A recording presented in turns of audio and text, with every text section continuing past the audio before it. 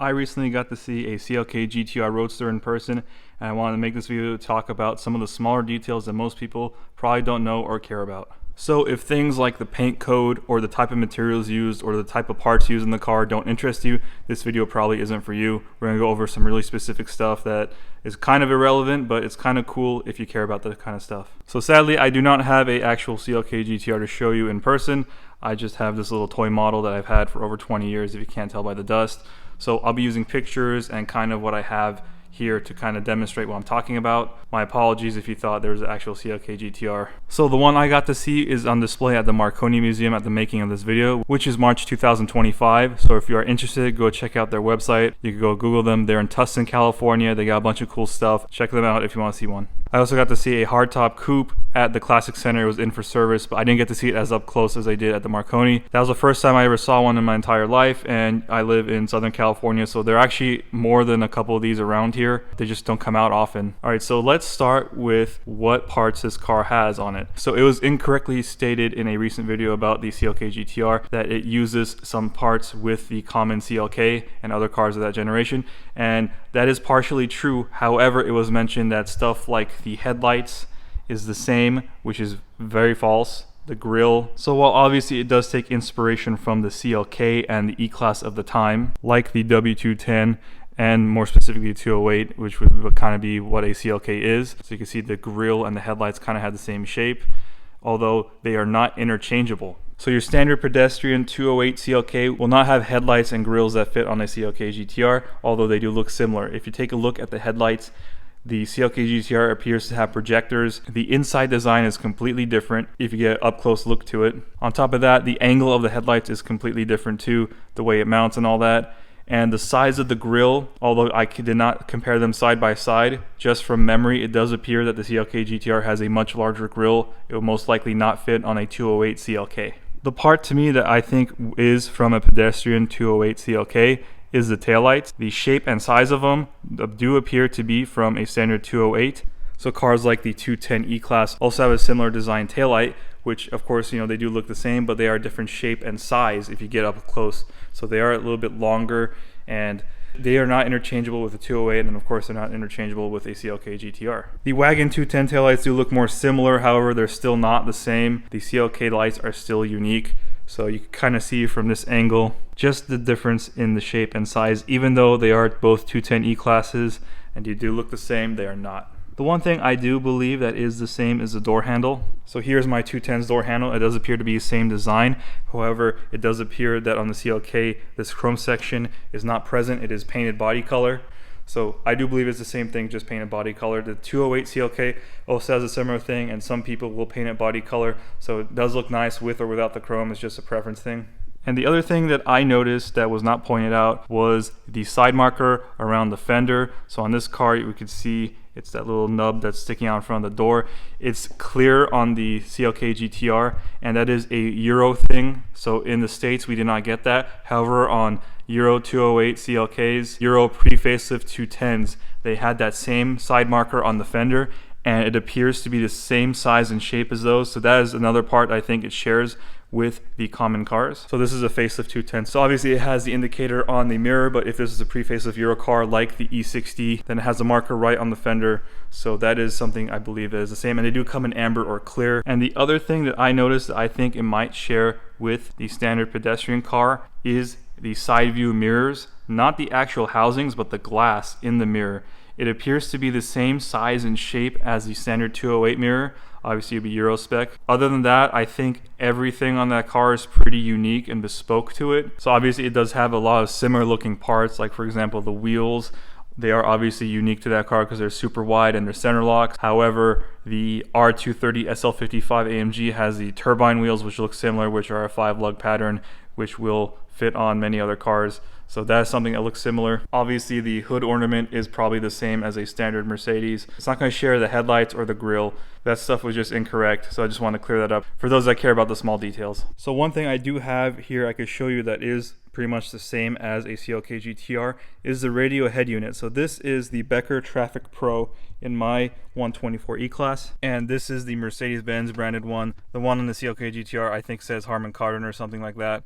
It is the same radio head unit. They made these for many cars. Some of them come branded with Becker, some of them say Harman Kardon, some of them say the brands, like this one says Mercedes, some will say I've seen Ferrari, I've seen Land Rover, I've seen stuff like that. So it is all the same head unit. It uses these keys. It is interchangeable with any of these cars. It plugs right in, and it is actually a very nice head unit. It allows you to have an auxiliary input, which you can retrofit Bluetooth very easily to. So kind of cool that it shares that with the common car as well. And some of the interior switches did look the same. I think the mirror switch was off like a 124. I think those are the same, but otherwise very unique. The cluster of course looks similar to this. The cluster appears to be from the generation of the pre-facelift 210, so very similar, but of course it is unique and bespoke to the CLK. It is not interchangeable with any of these other cars. All right, let's get into more specifics. Let's talk about the paint code of the car. It appears, from what I could tell in person, it looks like Brilliant Silver 744, which is what this wheel is supposed to be. So it's kind of that nice metallic silver. However, I do believe it is possible that it is Silver Arrow 777. So what the Silver Arrow R129 SL would have. It is a very nice color.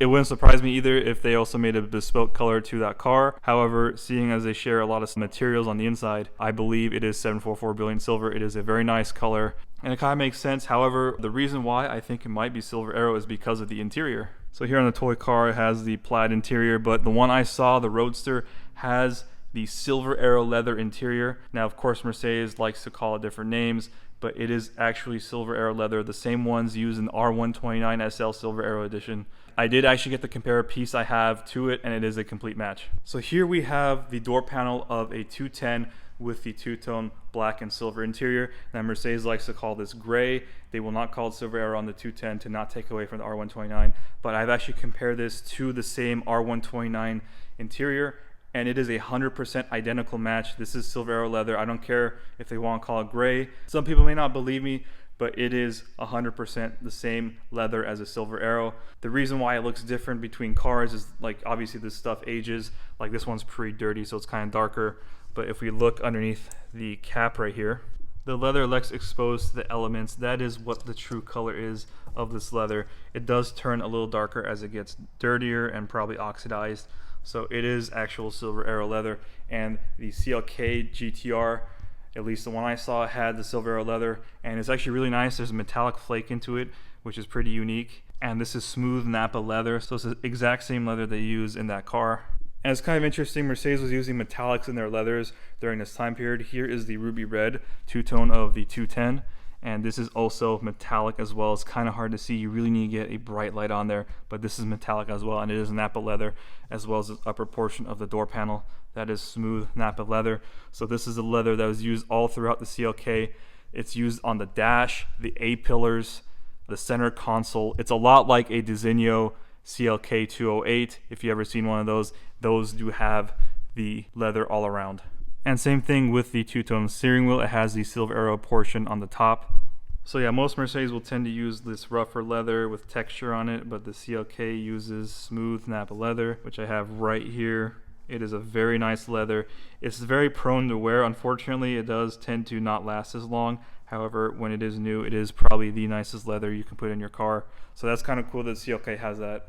Also, some of the CLKs, like the coupes, have Alcantara interior. So that was commonly used on cars like the 211 E63. But I have it here in my 210. This is fitted after the fact, never came factory. Actually, AMG did kind of offer these in certain bespoke 210 models like the E60. But yeah, this is something that the CLK used that later cars had, and you can actually get this with any modern car. It is just anthracite or charcoal Alcantara. That is what they used. Also, one other thing I forgot to mention is the paint on the other cars. So it looks like there was a couple in black. It wouldn't surprise me if it's the same 040 black. Mercedes has used black for many, many years. They've also probably used some of the popular blacks at the time, like obsidian black if they're metallic.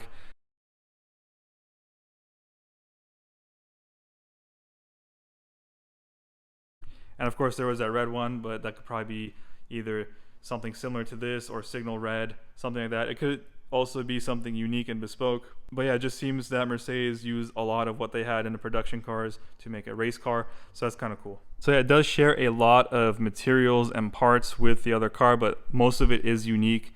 It's just kind of cool to see such a super slash hyper car share so much with the actual production cars of the time. So it was a Need for Speed Hot Pursuit 2, if anyone remembers that game, when I first saw a CLK GTR, and I thought it was probably one of the coolest cars ever. It just looked like kind of what the street cars were, like the 210 and 208 of the time. And that's probably why I like these cars so much. They share a lot of similar design characteristics. But yeah, back then I thought, oh, I'll probably see one in person. You know, if it's in the game, it's got to be, you know, something kind of popular. And I didn't realize just how few of them they were. So I didn't get to see one until very recently. So it took probably 20 plus years. I've had this model since the early 2000s. I've had this thing for 20 years, like you can see with all the dust. This is one of those toy cars that you actually build yourself. So I put it together. I put all the little stuff on it, and actually came with a set of wheels that were in chrome gold, which is kind of cool. But yeah, I always loved the CLK GTR, and unfortunately I know all this knowledge about this car and I have no means to buy it, so we gotta admire it from a distance. But it is pretty cool to have a couple cars from that similar era that shares a lot of the similar design and parts, and just the way the car feels probably is similar. Of course, the CLK is a race car, but you know, these are all nice street cars, so it's kind of cool to have a little piece of it with this. You know, I got the radio in this. It shares some parts with the 210, and eventually I'll have the silver arrow interior in my wagon, so that door panel in there will go in my wagon. I'll have that same leather in my car, so it's kind of cool to have a piece of it with me. I hope you found this video informative, and thank you for watching.